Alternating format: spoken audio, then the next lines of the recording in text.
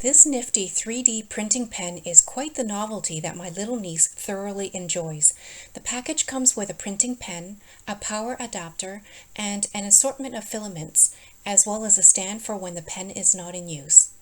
On the pen there is an LCD screen with an LED power and temperature indicator lights. To start using the pen, insert the cable into the top of the pen and on the other end, plug the power adapter into the wall.